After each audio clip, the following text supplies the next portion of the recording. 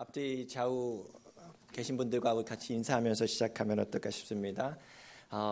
잘 오셨습니다. 이렇게 한번 인사해 볼까요? 당신 때문에 기쁩니다. 네.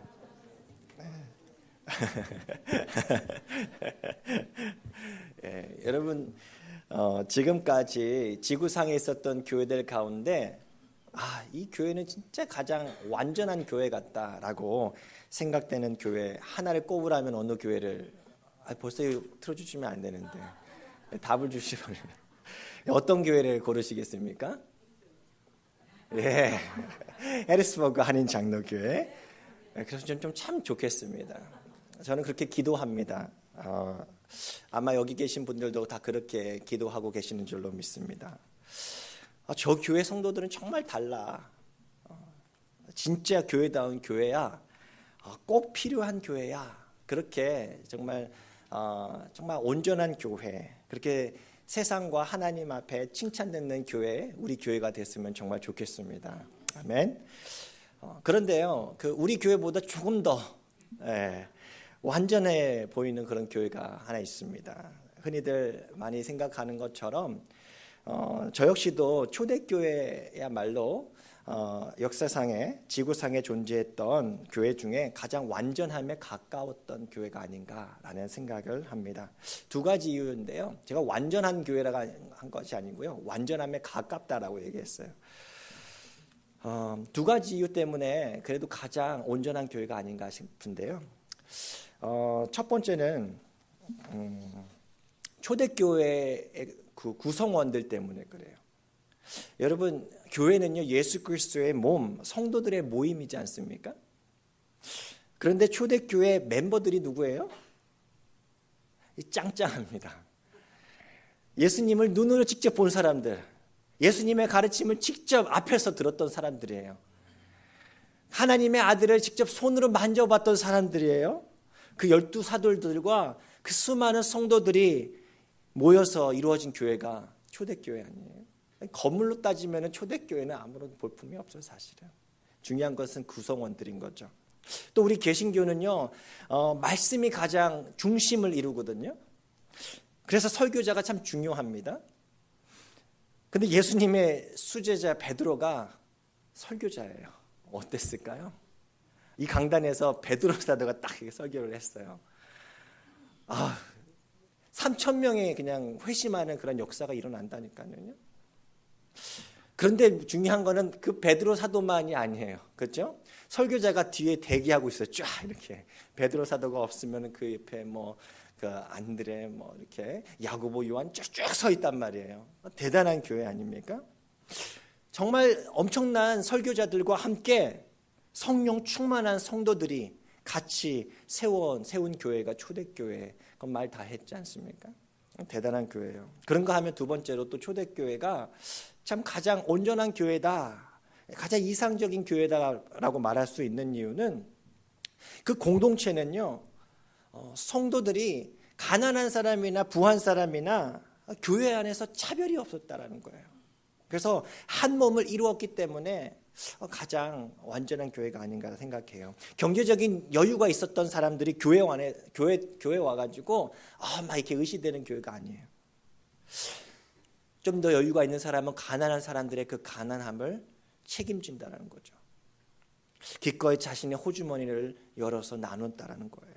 이사야서 11장에 보여지는 그 하나님의 나라의 그 모습, 요 사자와 어린 양이 뛰노는 공동체 아닙니까? 강자가 약자를 지배하는 것이 아니고요, 군림하는 것이 아니고요, 강자가 약자의 연약함을 감당하는 공동체가 초대교회였다. 그렇게 생각해 볼 수 있겠습니다. 그래서 그런지 많은 사람들이 많은 교회들마다 자신들의 교회 이름 앞에 뭘 붙이죠? 교회 이름 뒤에 뭐뭐뭐 초대교회, 어디 초대교회 많이 이렇게 듣게 됩니다. 예를 들면 해리스버그 초대교회 이렇게 붙이는 거죠. 예수님의 그 사도들처럼 성령 받은 그 성도들처럼 천국의 모형인 그 교회를 세우고 싶었던 그 사람들의 바람이 있어서 그렇게 이름을 짓는 거 아닙니까? 그런데 오늘 말씀을 읽어보는데요, 그냥 마음이 좀 무거워지는 거예요. 그렇게 완전했다, 이 지구상에 있었던 그 모든 교회보다 온전했던 교회라고 한다면 하나님께서 좀 더 부흥시켜 주시면 어땠을까? 그런 생각할 수 있지 않습니까? 요즘 그 전 세계 대형 교회들마다 하는 그런 트렌드가 있지 않습니까? 새틀라이트 처치를 만들잖아요. 여기 한국에 있는 교회가 저기 미국의 어느 도시에다가 그 새틀라이트 교회를, 위성 교회를 만들어요. 여기 미국에 있는 교회도 마찬가지예요. 뭐 LA에다가 저기 뭐 미네아폴리스에다가 이렇게 위성 교회를 만듭니다. 뭐 그렇게 하면은 어땠을까? 초대교회도 하나님께서 마치 안디옥 예루살렘 교회, 로마 예루살렘 교회, 막 이런 식으로 막 이렇게 대형 교회를 더 크게 만드셨으면 어땠을까 싶은데, 하나님께서는 그토록 헌신된 사람들이 모인 최고의 설교자와 최고의 성도들이 모인 그곳에 박해로 흩어버리십니다. 왜 건져주지 않으셨을까요?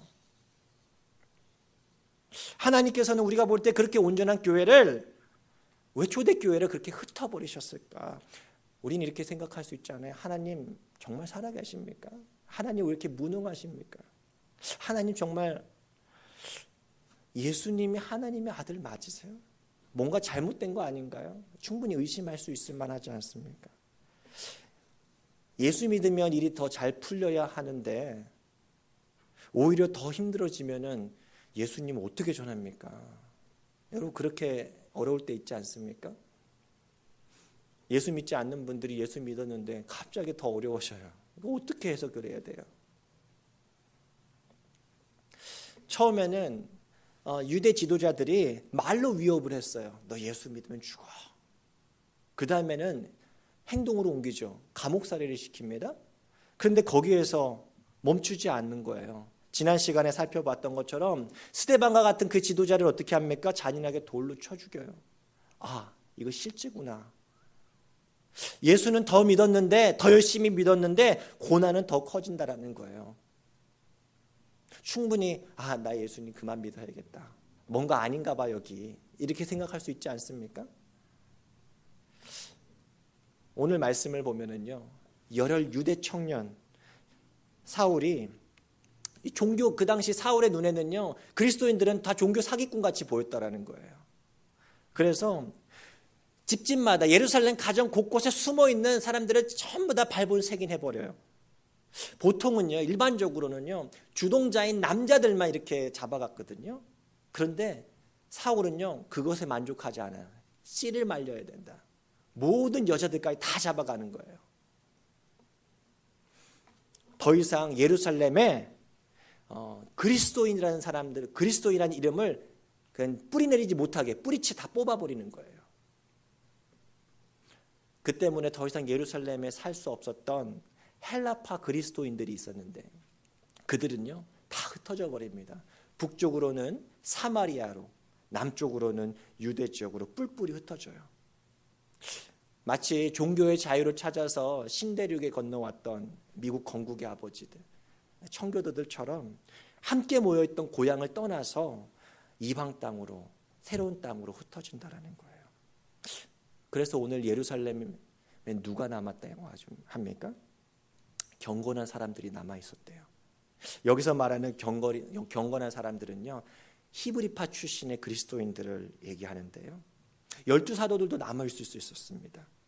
왜냐하면 히브리파 그리스도인들은요 박해의 대상에서 제외가 됐다라는 거죠. 그들은요 스데반을 장사하면서 크게 울었다고 얘기합니다. 그런데 이 울었다라고 하는 그 표현을 제가 원어를 보니까는요 이런 의미가 있대요. 가슴을 치면서 통곡을 했다라는 거예요. 억장이 무너지는 그 아픔 있잖아요. 억장이 무너지는 그 슬픔 때문에 울었다라는 거예요. 근데 당시 사내들인 법률에 따르면요 돌로 처형당한 사람을 위해서는 곡해서는 안 된다라는 법률이 있었어요. 근데 이 사람들은요 I don't care. 나를 죽든지 잡아가든지 상관없어. 너무너무 마음이 괴로워가지고 정말 가슴을 치면서 울었다라는 거예요. 근데 이 말씀을 묵상하는데요, 여러분 지난주에 우리 그 말씀 배웠잖아요. 스데반이 돌에 맞아 죽는 그 장면, 그 현장에 누가 계셨죠? 누가 보고 계셨죠? 네, 예수님께서 그 현장을 보고 계셨다라는 거예요. 예수님께서 어떠셨을까요? 나를 따르더니, 나를 믿는다고 그렇게 살다가 결국에는 돌에 맞아 죽는구나, 불쌍해, 그렇게 보셨을까요? 아니요. 남의 일처럼 먼발치에 서서 가만히 앉아 바라만 보고 계셨을까요? 그렇지 않습니다. 아니, 친히 일어나셔서 지켜보셨다고 했었어요. 주님께서는요, 스데반이 울부짖으며 죽어가는 그 모습을 보면서 통곡하셨을 거예요. 자신들의 사랑하는 동료이자 또 리더인 스데반을 장례 치르면서 가슴을 치며 울었던 예루살렘 성도들의 그 큰 눈물은요, 하나님의 눈물이구나 라는 것을 깨닫게 됩니다. 이후에 사울이 다메섹으로 가는 길에 회심하는 그 순간에 예수님께서 사울에게 나타나시잖아요. 그래서 이렇게 말씀하시지 않습니까? 왜 나를 핍박하느냐. 여러분, 분명한 사실은요, 우리 그리스도인들이 당하는 고난, 핍박은요, 늘 우리와 함께 하시는 예수님, 우리 하나님의 고난이자 아픔이라고 하는 사실입니다. 사랑하는 나사로가 죽었을 때 주님께서는요, 눈물 흘리셨다라고 성경은 기록하지 않습니까? 자녀된 우리들이 아파할 때 우리 아버지 되시는 하나님께서는요, 함께 울고 계신다라는 거예요. 마음 아파하고 계시는 것을 마음으로 믿게 되는 거죠. 그런데 더 중요한 게 여기 있어요. 뭐냐면요, 하나님의 그 아픔, 그 눈물은요, 초대교회 안에만 머물러 계시지 않는다라는 사실이에요. 오늘 4절에서부터 8절까지 말씀을 보면요, 스데반처럼 헬라파 그리스도인이면서 7 집사 중 하나였던 빌립이 사마리아 지역에 들어가서 복음을 전파했다고 하는 이야기가 나옵니다. 핍박 때문에 흩어진 그리스도인들이 사마리아 땅으로 들어갔다라고 하는 사실이 무엇을 의미하는지 우리가 알 필요가 있어요. 이 사마리아를 이해하려고 하면요, 구약으로 쭉 거슬러 올라가서 다윗왕의 아들 누구죠? 솔로몬 왕까지 거슬러 올라가야 합니다. 솔로몬 왕이 죽고 나서 이스라엘 왕국은요, 두 왕국으로 분열되지 않습니까? 그렇죠? 북쪽으로는 어떻게 됩니까? 북왕국 이스라엘, 남쪽은 남왕국 유다로 나누어집니다. 근데 중요한 건 북왕국 이스라엘의 수도가 바로 오늘 나오는 사마리아예요. 그런데 북왕국 이스라엘이 아시리아에게 멸망을 당하거든요. 그러면서 아시리아인들하고 이방 민족하고 통혼을 합니다. 같이 결혼을 하는 거예요. 그러면서 자연스럽게 그 이방의 우상들을 자연스럽게 받아들였다라는 거예요. 그래서 사마리아인들은요, 유대인들에게 사람 취급을 안 했어요. 저 사람들은 변절자야, 저 사람들은 부정한 사람이야, 이방인보다 못한 취급을 받았다라는 거예요. 그 화면을 바꿔주시면요, 이렇게 지금 보여주시면 되는데, 이 유대인들에게 그 사마리아인의 지위가 이랬어요. 지금 사마리아는요, 지금 중간이에요. 예루살렘 북쪽이고 그 유대인들이 거주하던 갈릴리 나사렛 그쪽에 그 밑에 같이 껴여 있는 공간이 그 사마리아인데요. 유대인들에게 사마리아인의 지위는 이랬습니다. 어땠냐면요, 다음 화면 보시면요, 사생아, 그 다음이 성전 노예, 그 다음이 아버지 없는 사람, 그 다음이 주어 나이, 그 다음 고자, 그 다음 이방인 노예, 다음이 뭐라고요? 사마리아인이었습니다.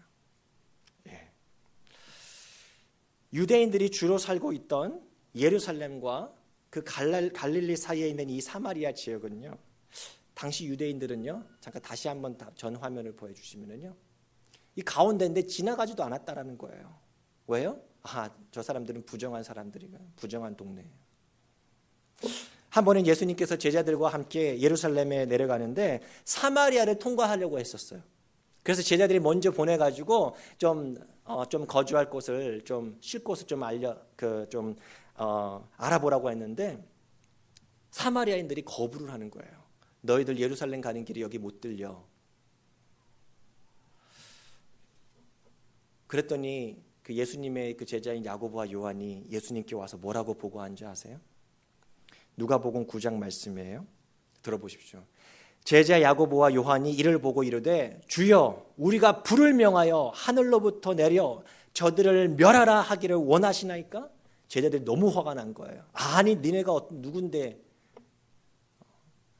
하면서 근데 그렇게 막 분노하는 제자들에게 예수님께서 뭐라고 대답하십니까? 예수님께서 돌아보시고 꾸짖으신 거예요. 그러면서 함께 다른 마을로 돌아가신 거예요. 그런데 재미있는 게 뭐냐면요. 이 누가복음 이 말씀 뒤에 이 사건 뒤에 예수님께서 이야기 하나를 하나 해주시거든요. 유명한 이야기예요. 어떤 이야기인 줄 아세요? 선한 사마리아의 이야기. 무슨 의미일까요? 유대인들은 당시 사람 취급도 안 했던 선한 사마리아인인데 그 사마리아인을 본받으라는 얘기예요. 그래서 그 당시 사람들은요, 어떤 사람들은 예수님은 사마리아인이더라 그렇게 막 욕설을 했다라는 거예요. 무슨 의미예요? 제자들, 즉 유대계 그리스도인들에게 있어서 사마리아인은요 부정한 사람들이었어요. 자연히 그들과 거리를 두고 싶었습니다. 그런데 예수님은 어떻습니까? 아니야. 그 둘 사이에 있었던 그 높은 담을 예수님은 헐고 싶으셨어요. 우리는 조금 이제 이해가 됩니다. 하나님의 눈물은요, 완전해 보였던 그 초대교회 예루살렘 교회, 그 교회의 성도들이 박해받는 그 현장에만 머물러 계시지 않았구나라는 사실이에요. 오랫동안 소외당해서 복음 없이 죽어가는 그 사마리아 땅의 영혼들을 바라보시면서 동일하게 울고 계셨다라는 것을 우리는 깨닫게 됩니다. 그리고 유대인들과 사마리아인들 사이에 높이 세워진 미움과 징후의 담을 보시면서 우리 하나님께서는요 가슴 아파하셨다라는 거죠. 여러분 이해가 되시나요? 우리가 이해할 수 없는 고난, 그로 인해서 억장이 무너지는 아픔 때문에 눈물 흘리면서 예루살렘 초대교회 성도들은요 자신들이 그렇게 미워하던 그 땅, 사마리아 땅으로 걸어갔습니다. 자신이 갈 수밖에 없어서 거기를. 그리고 그들을 통해서 복음의 씨앗이 그 땅 가운데 심어집니다. 그 결과 어땠습니까? 누가는요 이렇게 간결하게 표현을 합니다. 8절 말씀이에요. 우리 같이 한번 읽을까요? 시작. 그 성에 큰 기쁨이 있더라. 예수님께서 이 땅에 내려오신 이유도 딱 이유 아닙니까? 천사가 한밤중에 양떼를 지키는 목자들에게 나타나셔서 뭐라고 얘기합니까? 보라, 내가 온 백성에게 미칠 큰 기쁨의 좋은 소식을 너희에게 전하노라. 복음이신 예수님께서 오셨던 이 땅에 무엇으로 충만한다고요? 기쁨으로 가득하다는 거예요. 99마리 양을 두고 한 마리 잃어버린 양을 찾아 떠나는 목자는요 잃어버린 양을 찾을 때까지 결코 돌아가지 않아요. 길을 잃어 방황하면서 울고 있는 그 잃어버린 양을 향해서 목자는요 아파하면서 눈물을 그치지 않아요. 언제 그쳐요? 바로 그 잃어버린 양을 찾는 그 순간에. 누가복음 15장 말씀입니다. 7절만 제가 읽어드리겠습니다. 내가 너희에게 이르노니 이와 같이 죄인 한 사람이 회개하면 하늘에서는 회개할 것 없는 의인 99으로 말미암아 기뻐하는 것보다 더하리라, 더 기뻐하리라라는 얘기죠. 저는 말씀을 묵상하면서요, 하나님께서 오늘 이 메시지 우리에게 들려주길 원하시는구나. 내 마음을 좀 알아주렴. 하나님은 말씀하세요. 그 한 사람, 너희가 외면하고 너희가 소외했던 그 한 사람을 찾기 위해서 내가 너희 공동체를 흩으시겠다.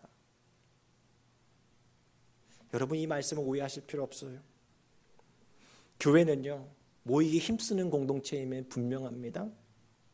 그런데 중요한 것은요, 잘 모여야 하는 이유는요, 잘 흩어지기 위함이에요.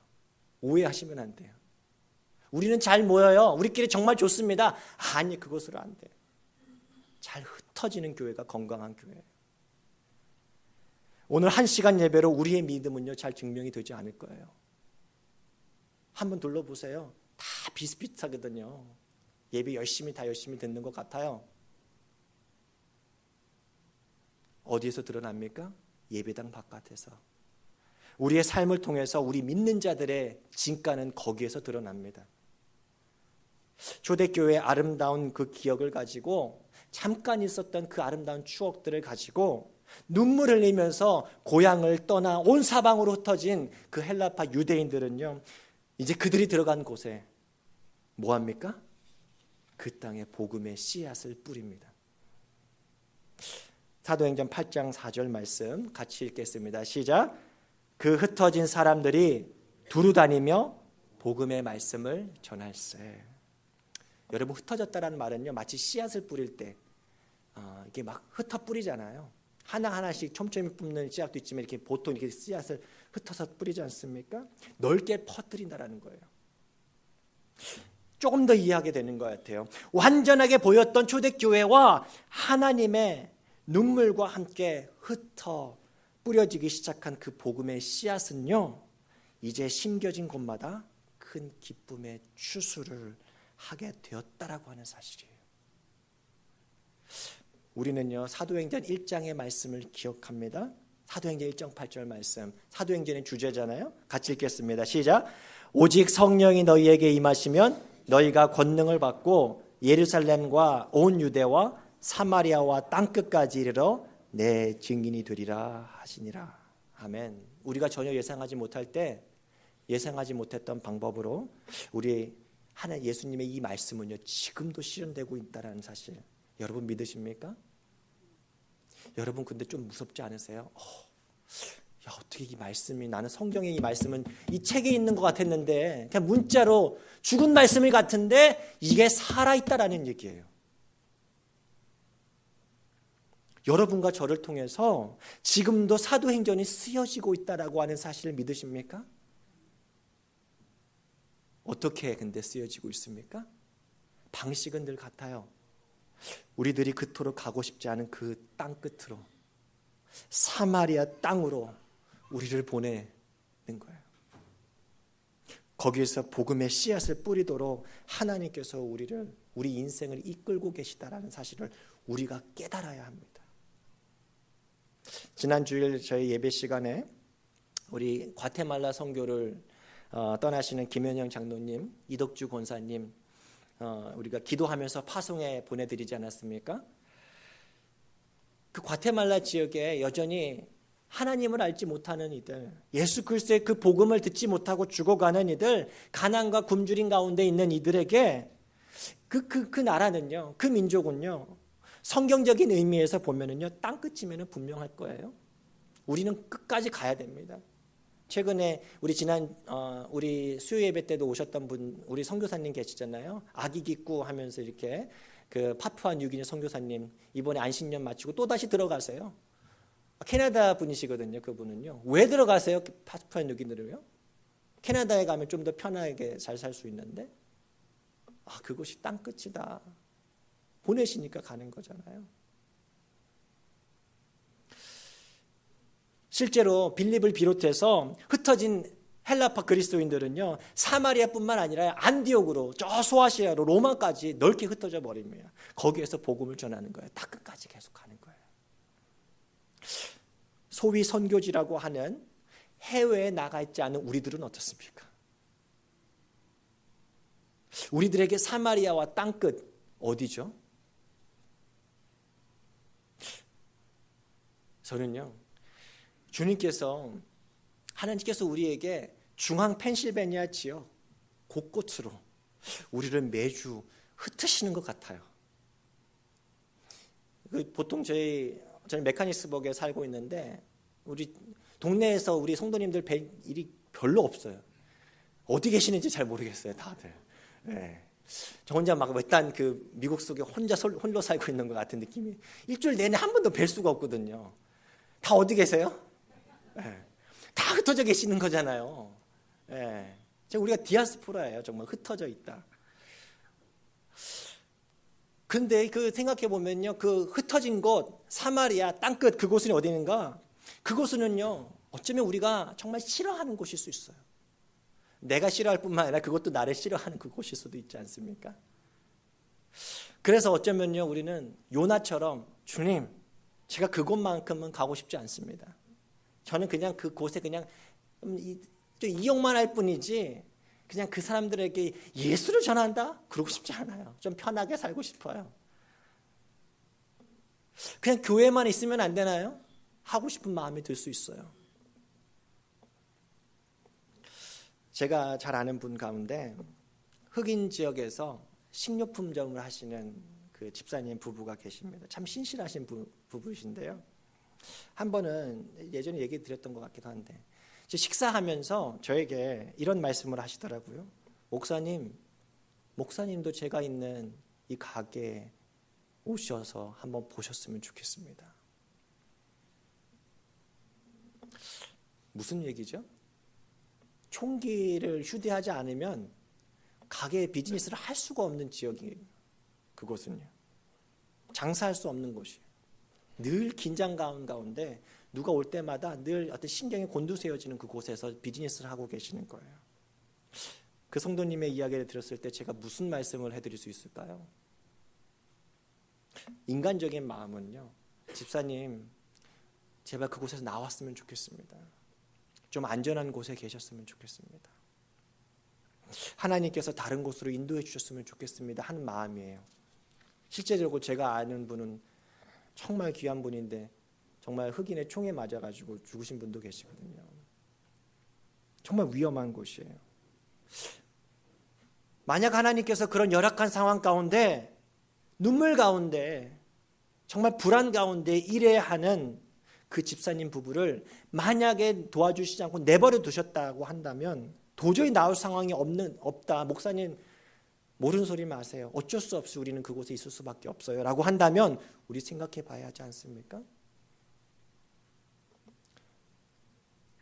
어떤 분들에게는요, 그 사마리아 땅, 그 땅끝은요, 사마리아 지역은요, 정말 가고 싶지 않은 지역은요, 우리 가정일지 몰라요. 부모와 자녀 간에 막 갈등이 막 첨예한 그런 곳, 정말 말은 안 듣는 우리 자녀들, 정말 내 마음 이해하지 못하는 부모님, 만나고 싶지 않은 그런 관계일지 몰라요. 어쩌면 부부 간의 갈등도 그럴 수 있어요. 나는 우리 집보다 교회가 좋습니다 하시는 분도 계실지 몰라요. 고부 간의 갈등으로 정말 힘들어하는 그러한 가정이 있을 수 있습니다. 정말 가능한 한 멀리 떨어져 지내고 싶은 내 가정이 어떤 분들에게는요, 사마리아일 수 있고요, 땅끝일 수 있다는 거죠. 또 어떤 분들에게는요, 어쩔 수 없이 하루 종일 얼굴을 맞대고 일해야 하는 직장일지 모릅니다. 그런 분도 제가 이야기를 나눴는데, 목사님 정말 힘들어요. 그냥 이유 없이 따돌려요. 이유 없이 차별해요. 때로는 무시하는 것 같아요. 왕따해요. 그런 현장에 계신 분들의 이야기를 들으면요, 제가 듣는데 화가 납니다. 어떻게 그럴 수 있느냐. 그런데요, 하나님께서 아침에 눈을 뜨면 그 직장으로 가게 하시는 거예요. 갈 수밖에 없는 거예요. 어떻게 해야 된다고요? 그러면요, 우리 결심으로는 힘듭니다.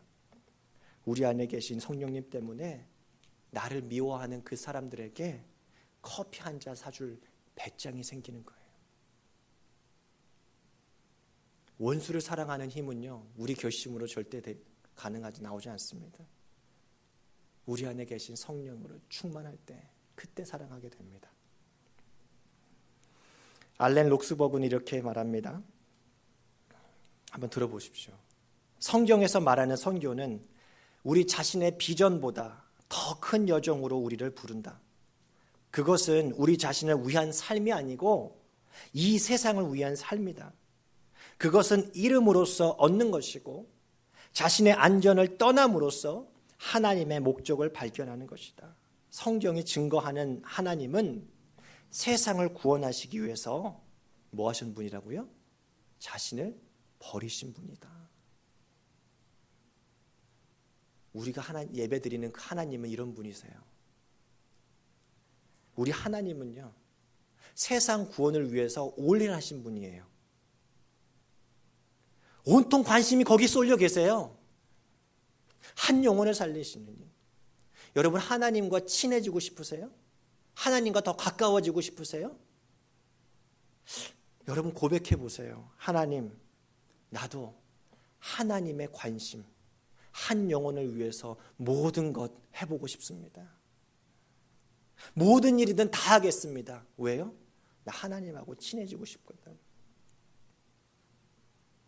자신의 아들을 버리기까지 세상을 사랑하신 하나님 아버지의 마음을 소유한 사람들, 잃어버린 영혼을 찾기 위해서 함께 눈물을 흘리기 원하는 하나님의 동역자들을 하나님께서 이 시간 부르고 계시는 줄로 믿습니다. 여러분, 근데 그 부르시는 일꾼은요, 목사님 아니에요? 선교사님 아니에요? 아니에요. 오늘 말씀에서 빌립은요, 사도도 아니었습니다. 안수받은 목사가 아니었다니까요. 평신도 지도자, 평신도였어요. 우리도 흔히 얘기하는 평신도. 마치 평신도가 나는 아무것도 안 해도 되는 사람처럼 요즘에 취급받는데 평신도라니까요. 빌립의 사역은요, 그냥 음식을 나눠주고 돈 재정을 관리하는 거기에서 멈추지 않습니다. 예수님께서 하신 것처럼 귀신을 쫓아내고 병을 고치면서 복음을 전파했다라고 얘기합니다. 그가 가는 곳마다 중요한 게 이거예요. 그가 가는 곳마다 그곳에 무엇이 있었다고요? 큰 기쁨이 있었더라. 여러분, 우리들이 가는 곳마다 그곳에 우리가 뿌리는 복음의 씨앗으로 말미암아 큰 기쁨이 가득하게 되기를 진심으로 소망합니다. 우리가 들어가는 곳마다 정말 저 사람 절망했는 사람들이 우리가 전한 예수님 때문에 소망을 잃고 다시 일어나는 그런 역사가 일어나야 합니다. 우리가 가는 곳마다 분열하는 것이 아니라 점점 더 미움과 어떤 그런 갈등의 벽이 세워지는 것이 아니라 그 벽들이 허물어지는 거예요. 그랬으면 좋겠어요. 우리가 들어간 가정마다 그 가정에 기쁨이 가득할 수 있기를 바랍니다. 내가 들어간 우리 교회에 큰 기쁨이 충만하게 되기를 바랍니다. 여러분, 우리 교회가 세워진 이 해리스버그 지역, 캠프힐 지역에 저는요, 우리 때문에, 우리 교회 때문에 기쁨이 넘쳐날 수 있게 되기를 바랍니다. 여러분들 그 마음으로 우리 신앙생활하고 계시지 않습니까? 제가 지난해 우리 10월 달쯤에 한국 음식 문화 축제 했다라는 거 다 아시죠? 사진이 참 많지 않아 가지고 우리 좀 더 그런데 정말 이걸 위해서 정말 수고해 주신 분들이 많습니다. 음식 만드는 거 정말 어렵습니다. 정말 여러 가지 일로 보이지 않는 곳에서 수고하신 분들이 많으신데요. 수고한 것만큼 그 결과는 어땠는지 모르겠지만 한국 음식 문화 축제라고 하는 것은요, 사실 선교 기금을 마련해 가지고 바자를 해서 선교지를 후원하는 거기에만 있지 않아요. 그 목적이요. 거기에만 있다면요, 그것은 절반만 성공한 거예요. 우리 지역사회에 한국 교회가 있다라고 하는 사실을 여러분들 우리 지역에 있는 주민들은 알고 있을까요? 어쩌면 지역 주민들이 저 한국 교회 있는데 있는 둥 마는 둥 44년이나 됐는데 나는 저기서 뭐 하고 있는지 도대체 몰라. 그렇게 우리 교회가 우리 지역 주민들에게 인식되고 있다면 우리는 어떻게 하는 것입니까? 바로 신앙생활, 바른 교회 세우고 있는 것입니까? 우리는 정말 지역사회에 꼭 필요한 교회가 되는 것, 정말 우리 교회가 칭찬 듣는 교회가 되고 싶다 한다면요, 우리는 뻗어나가야 합니다. 저는요, 앞으로 좀 힘들더라도 한국 음식 문화 축제 계속했으면 좋겠어요. 왜 계속해야 되는가? 지역에 전 소방서 지나갈 때마다 정말 저분들 한번 우리 교회에 초대하면 좋겠는데. 여러분도 한번 초대해 본 적 계세요? 집에? 저분들 나를 위해서 수고하는데 좀 우리 집에 초청해가지고 한번 밥이나 한번 대접해야지. 마음만이에요. 마음만. 이런 기회에 그분들 초대하는 거예요. 한국 음식 어디서 드시겠어요? 경찰관들 얼마나 수고합니까? 그리고 저는요, 우리 교회 주변에 보면요, 아마 고속도로만 타고 다니신 분들은 잘 모르실 수 있는데 정말 여기 힘들게 사는 사람들 많이 있거든요. 트레일러 하우스에 사는 트레일러촌이 바로 옆에 있다는 거 아시죠? 그분들에게 한번 찾아가서 여기 우리 한인교회 바로 옆 교회인데 그분들 초대하면서 한 끼 식사 대접하는 건 얼마나 좋아요. 여러분, 우리 동네 이웃들은 어떻습니까? 막 선교적 교회를 해야 된다, 복음을 전해야 된다 하는데 영어가 막 딸리는 거예요. 무슨 말 해야 될지 모르고 그냥 나이스한 이웃 주민 되는 거 아닙니까? 우리 보통 어떻게 해야 돼요? 문제없는 이웃으로만 머무르지 마시고요, 이번 그 한국 음식 문화 축제 이런 것들 통해서 그들에게 티켓을 사가지고 초대하는 거예요. 얼마나 좋은 전도의 기회입니까? 좋은 섬김의 기회라는 거죠. 여러분, 복음의 씨앗을 뿌린다라고 하는 것은요, 그냥 웃으면서 되지 않는 것 같아요. 눈물로 씨앗을 거둘 때, 눈물로 씨앗을 뿌릴 때 그리고 나서 기쁨으로 단을 얻는 거잖아요. 때로는 눈물도 나고 때로는 억울하고 때로는 오해도 받습니다. 아픔과 눈물 없이는 불가능할 때가 참 많습니다. 그런데요, 그렇게 우리가 눈물로 복음의 씨앗을 뿌릴 때 반드시 열매가 있을 것이다. 큰 기쁨이 있을 것이다. 주님께서 약속해 주십니다. 새로운 생명이 구원받아서 크게 기뻐하는 모습을 우리도 볼 수 있게 되기를 원합니다. 여러분, 요한계시록에 보면은요, 이 땅에서 우리가 행했던 모든 행위들이 기록한 책이 있다고 하지 않습니까? 이른바 행위의 책이라고도 불리는데요. 저는요, 그 행위의 책에 이렇게 기록되었으면 참 좋겠어요. 다음 화면을 보여주시면요, 이름을 한번 집어넣는 거예요. 여러분의 이름을. 강인호가 들어간 그곳에 큰 기쁨이 있더라. 멋지지 않습니까? 여러분의 이름 한번 집어넣어 보셔요. 누구누구가 들어간 곳마다 큰 기쁨이 있더라. 내가 들어간 그 학교에, 그 바이블 스터디에, 스몰 그룹에, 스터디 그룹에, 직장에, 가정에 무엇이 있다고요? 큰 기쁨이 있었더라. 주님 앞에 우리가 서게 될 텐데요, 주님 앞에 어느 날 섰을 때 우리의 모든 삶을 적어 기록되어 놓은 그 책 속에 쓰여진 기록들을 우리가 어쩌면 들을지 몰라요.